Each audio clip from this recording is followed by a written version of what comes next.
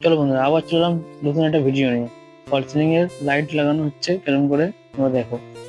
ফল ceiling এর মোটামুটি line লাগানো কমপ্লিট হয়ে গেছে, খালি বাইরের রোড লাইটটা লাগাচ্ছি, বাইরের সাইডটা ট্রেটার মধ্যে। দেখো সমান লাগাচ্ছে এদিকে, কেমন লাগছে বলো।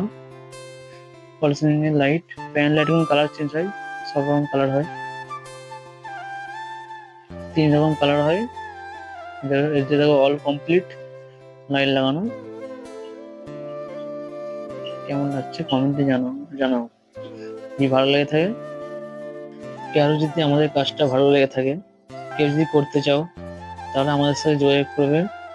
আমাদের স্ক্রিনে নাম্বার দিয়ে আছে, মোবাইল নাম্বার ধরে ফোন করতে পারো, অথবা হোয়াটসঅ্যাপে মেসেজ করে বলতে পারো।